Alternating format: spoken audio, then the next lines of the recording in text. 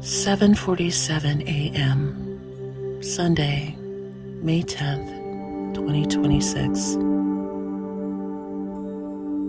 Beloved, I am Starseed Commander. Take this message.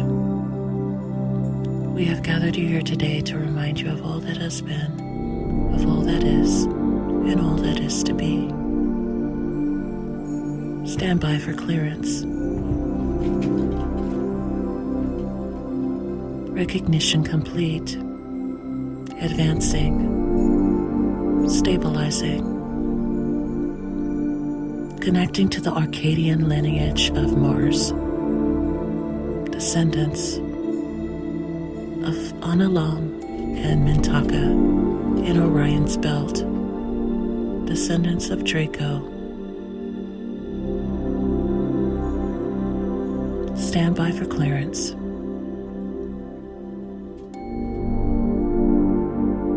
The lineages of Mars bring us great warriors on Earth. Shaka Zulu, Genghis Khan, Alexander the Great. Many ancient empires hailed the frequency of Mars, but the Arcadian lineage is most notable because it held the longest empires of its time. The longest lineage of Mars. Very distinct, tall, blonde-haired, blue-eyed beings. They were tall because the gravity is much different in comparison to Earth. They have a commanding presence, almost intimidating, yet they are charming, friendly, but deadly if crossed. Very quick-tempered, they can shift very quickly from a pleasant demeanor to a very warrior presence.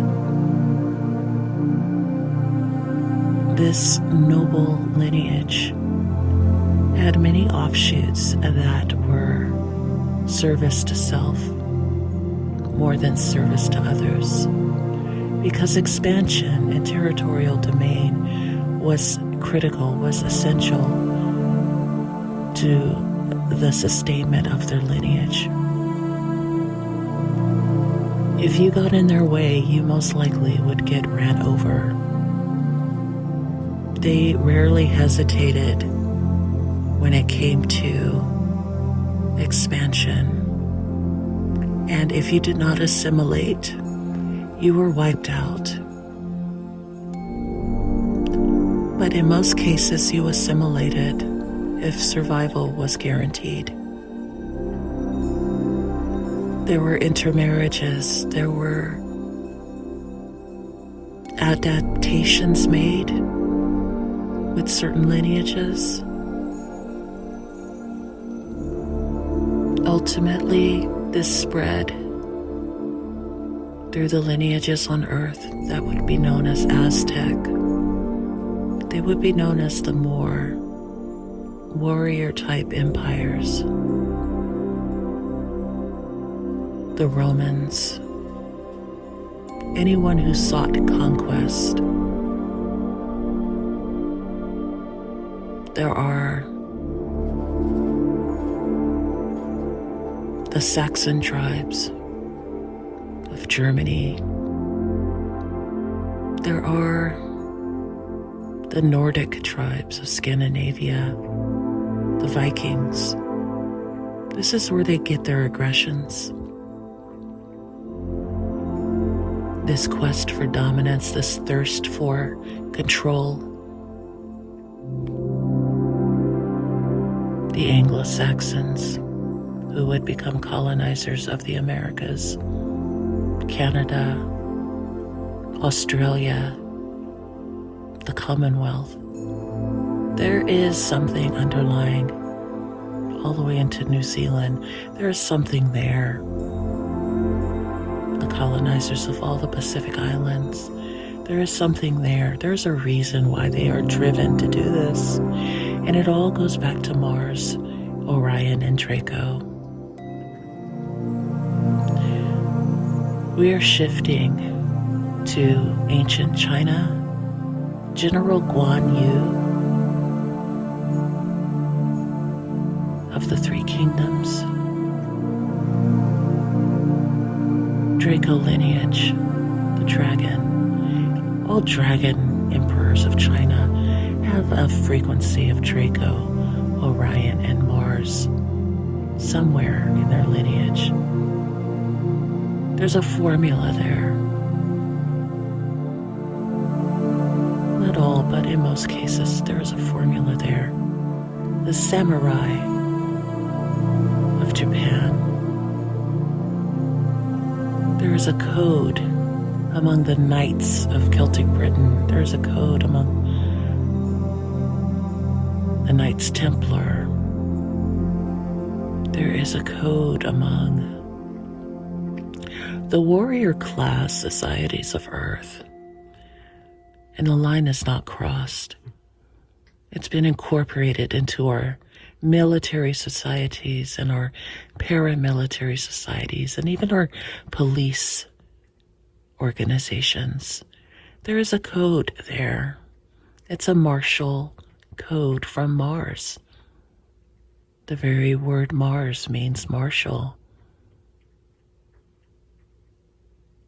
So we are shifting now to other ends of the spectrum of this lineage of the Arcadians. There are many intermarriages. They have multiracial descendants on Earth. However, in Mars, they predominantly appeared white Lyran beings, white Orion night beings. But they were not obsessed with their color. It was more about bloodlines. It was more about the frequency of power, control, and expansion. So it's not like on Earth where there's this white supremacy. Even though these would appear to be primarily white lineages out of these Draco Orion lineages on Mars, it was very different. They were more concerned with the genetic code, the bloodlines. So whoever exhibited the most dominant traits, they were preferred in their lineage, regardless of their complexion. And this is what made them rather formidable, because you couldn't exactly profile their lineage after certain generations, because they took on other lineage forms as they mixed with beings, because Orion was very diverse in Orion's belt. So there were many marriages or interracial marriages in Orion. They would be the Zulu tribes of today. They would be, various warrior spirited tribes. Okay. So I'm shifting back here and trying to find out how the Arcadians aligned with Earth. And I am seeing a lot of the pharaohs connected to this. I'm seeing the Anunnaki connected to this lineage. But the Anunnaki primarily are recorded to be of Nibiruan, or from Nibiru, which at the time was around Sirius C. So there were Sirius C lineages brought among the Nibiruans who settled and gave us what we have in the Sumerian legends and the Enuma Elish and the Epic of Gilgamesh and various tablets in Sumerian times. This is the demeanor that we are seeing. It's not just limited to the Anunnaki. There were many types of beings that could have been considered Anunnaki. But when we mostly speak of Anunnaki, we are referring to the Nibiru colonizers on Earth. And there were clashes between the Nibiruans and, for instance, the Arcadians of Mars lineage and Orion lineage and Draco lineage. Okay, there were various factions. Just as there were 7 races of Draco, there were like these ruling families.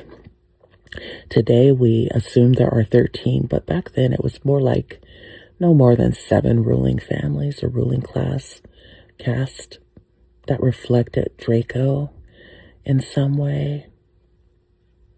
But they were in attunement to these types of frequencies. So the Nibiruans would intermarry eventually other beings that were considered royalty at the time. And these royal lineages were actually these hybrid beings who were descendants of these extraterrestrial lineages that were quite humanoid in many ways. But there were subtle differences, and their sizes were more vast, or their lifespans were longer.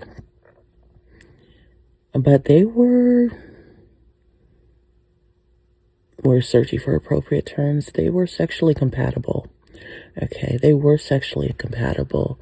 Many could shapeshift and take on what we would consider humanoid here on Earth. If they were not entirely human, they could adapt, or they could shield themselves to blend so that the native population of Earth would not know who they were.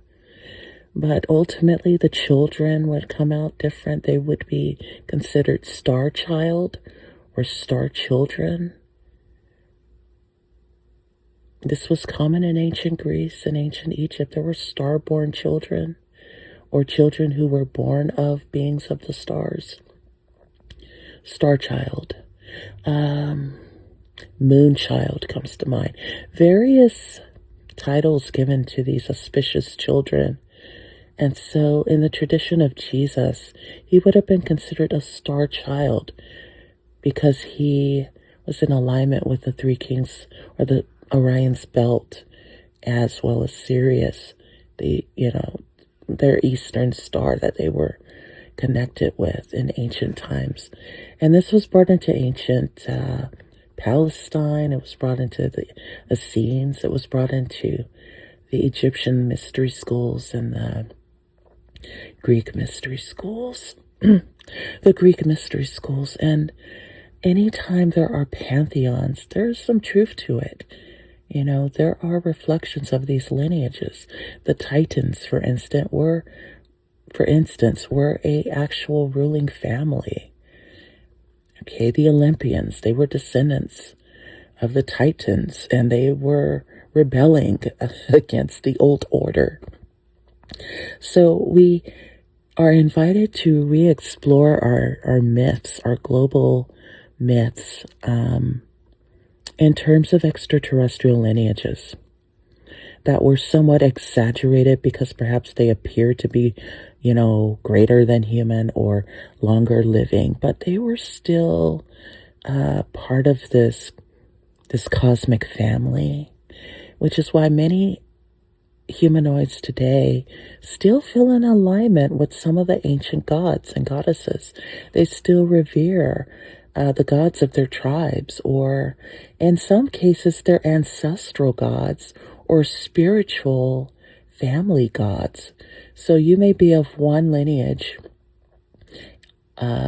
you may be of African lineage, but you may still feel a connection to the Celtic or Viking gods due to colonialism or colonization and intermarriages or whatever. There is something there.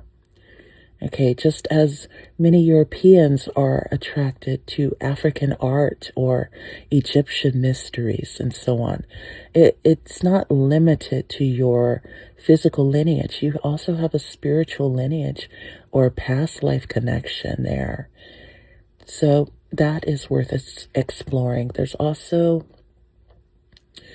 a connection between the Scandinavian descendants who are very intrigued by Polynesian because there's a Palladian connection there, as well as, some of the Nordic beings that were connected to Lemuria and Telos.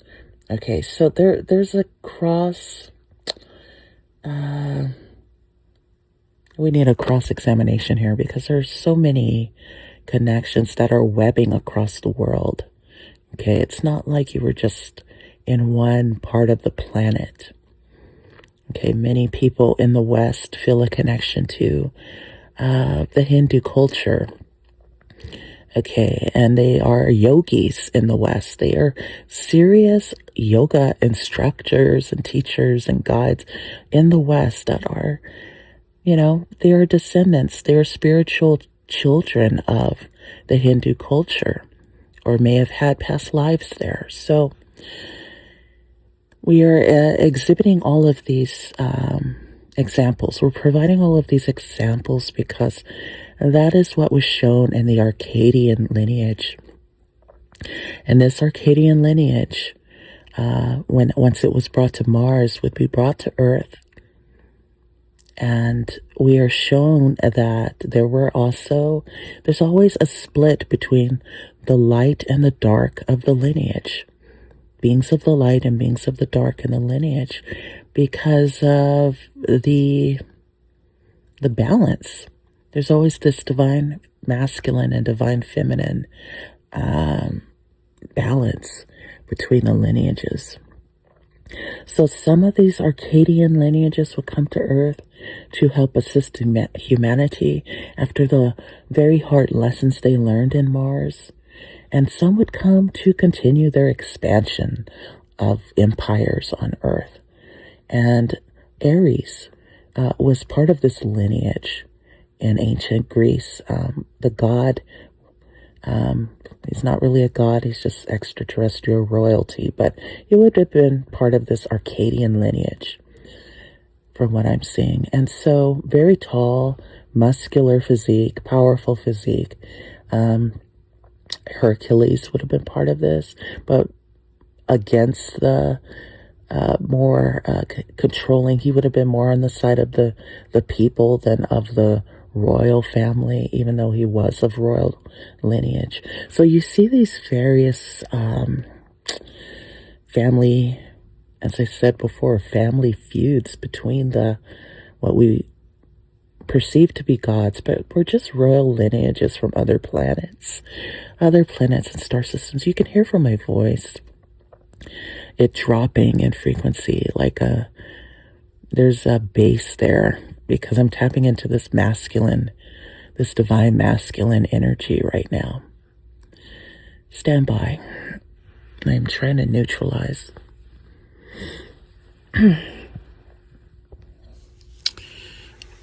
Okay, so we are going back into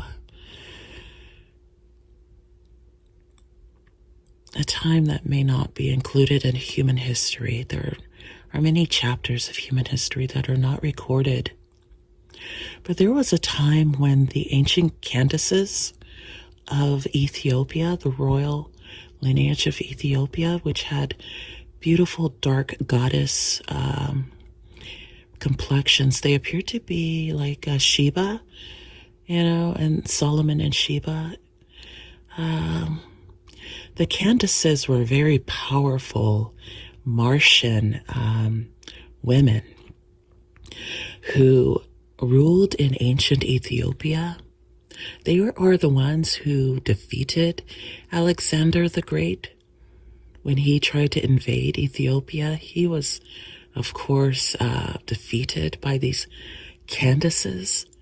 They are Candaces, but they are queens of Ethiopian lineage. going back to Mars and Orion's belt, stars of Mintaka, Analam, and possibly Onatok as well. But I'm really seeing a lot of Mintaka and Analam because of the Mars connection in these ancient Ethiopian lineages. And Sheba is believed to have been in this lineage as well. But I'm trying to think of the Candaces who defeated. Perhaps it was Queen Candace, the original queen of the Candaces of Ethiopia, who defeated Alexander the Great. But I'm also seeing Sheba, who intermarried with Solomon, King Solomon. And so you would see these interracial marriages in terms of trying to create alliances because they knew the spirit and the bloodlines were more of importance than, trying to keep it all in one tribe or one complexion. It was really about the lineage. And that was like your signature. And if you had that royal blood lineage that could be traced to these gods that were from other planets and star systems, that meant you had a right to rule from their philosophy, from their mindset, that you had a might over right. You were there to rule, to conquer. You were a natural born leader. You were here to guide the people of Earth toward an empire, which we now think of as global domination. But it didn't mean that you were always right in this. There was supposed to be a group, just like we have high councils and alliances in these galactic federations. It's supposed to be of a group agreement. It's not supposed to be by dominance. It's not supposed to be by war. It's meant to be like a peaceful tech race. It's meant to be like a group project for the betterment of all humankind. But not all tribes were advanced enough to really subscribe to that sort of consciousness. Their frequencies were much lower, more materialistic. Okay, and others, the light workers, even back then, they were there to say, no, we don't need to be fighting amongst each other. There are more peaceful ways to unify our lineages. There are more peaceful ways to do this. And we saw this in Lemuria. But when Atlantis came, it was more about them going in and raping and pillaging people. And it was more, violent in Atlantean times until they reached a height in their civilization. But we saw this played out again in other cycles, with colonizers in the last 1,000 years. We're seeing a lot of this, okay? The same types of dramas where the more spiritual tribes were attacked by the more materialistic tribes. These are divine feminine versus divine masculine type of frequencies here being played out. Before it was Lemuria versus Atlantis. Now we're seeing more of the northern versus southern empires. So that's what we're seeing. Okay, and I'm going to close. We are going to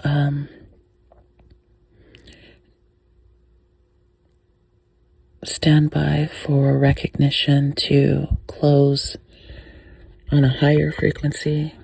What is the guidance? What is the lesson here?